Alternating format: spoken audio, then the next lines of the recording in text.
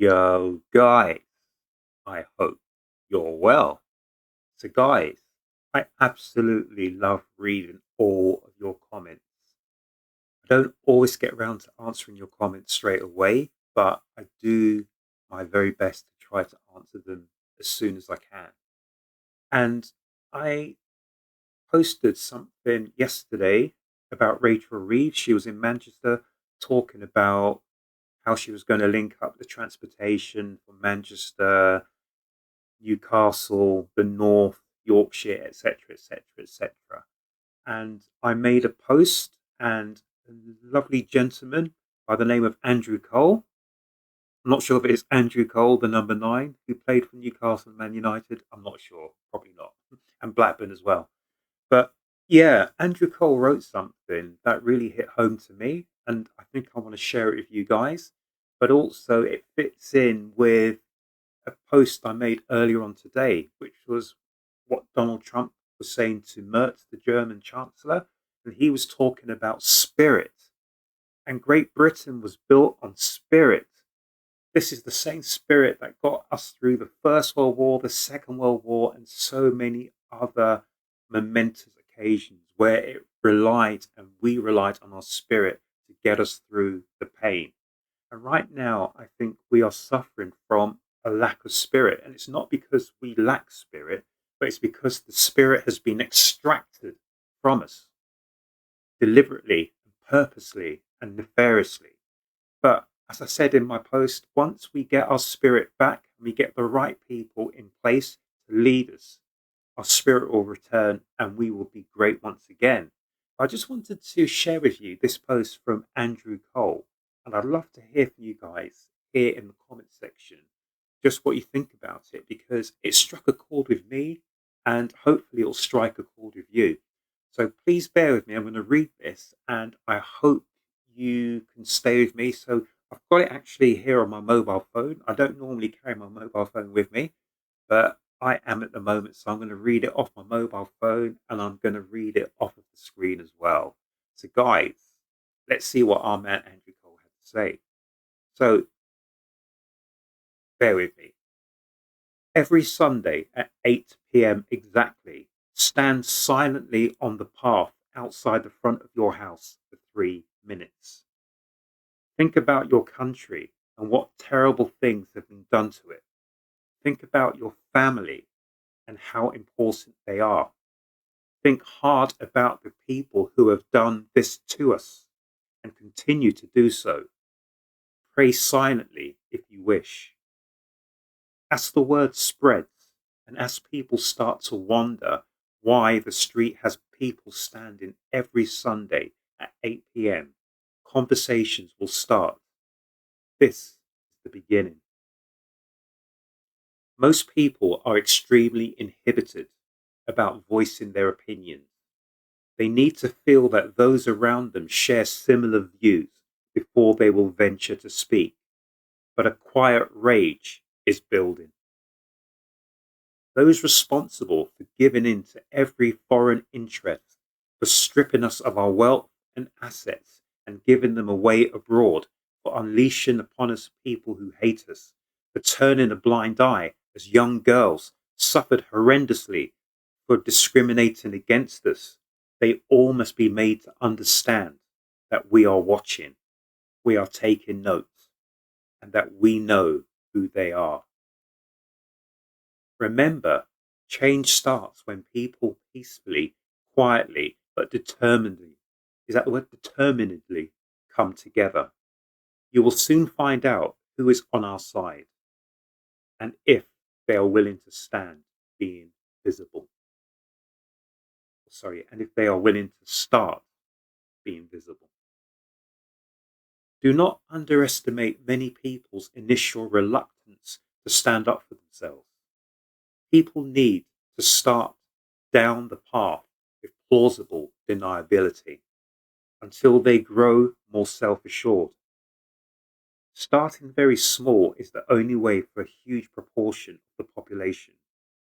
But don't underestimate the possibility of change either. Gatherings of protest in city centres, etc., are important, but only a very small percentage of people ever join us. It might be through fear, shyness, time, or fun. However, everyone can make time for 3 minutes a week. No one can arrest you for silently surveying your street outside your house. And if they suspect you of praying, then you'll be even more annoying to them. Why not give it a go? And he finishes here with spread the word. So, guys, I was thinking about that. Not only silent contemplation for 3 minutes outside your property, but why not take your flag, hold it up, wave it, or just be calm with it? Remember, at the height of 2020, I can't say the word, we had people tapping pots and pans for the NHS at a given time. Was it every Thursday? And the whole world stopped to watch. And I think Andrew Cole has a point here. So 3 minutes, stand and contemplate and to pray, if you so wish. People will start to talk. People will start to take notice. This is a quiet and contemplative revolution. And once people start to understand what we are contemplating, what we are thinking about, what we are honoring, what we are surveying, maybe people will join. This is something that someone like Keir Starmer cannot say is causing a disturbance. Or can he? I don't know. There are no words being said or exchanged. There are no physical actions being administered to anyone or against anyone. You're just standing outside your property, your friend's property, or a place of interest and just taking quiet contemplation. And I think this actually is a good thing and it hits a chord. Potentially, many people may join, potentially, many people may not. But I think it's something that we should think about. And I was just thinking, so Andrew Cole has said this, and it's a brilliant idea. So every Sunday at 8 p.m. exactly, stand silently on the path outside the front of your house for 3 minutes. And guys, if any of you have access to any of the bigger names, people who have pull, people who are engaging with much bigger audiences, I think this is something that could well catch on. And I think it's a good thing because I think it's good just for our own health to stand together and to see how many people are standing together with us. Because I said today, and Donald Trump was right, he said that the problem that had happened in America was that the spirit had gone, had been lost. But Donald Trump said the spirit has returned.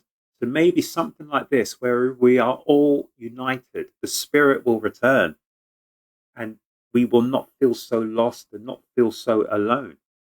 Because can anyone say we are hurting someone? I don't think so. We are not attacking someone.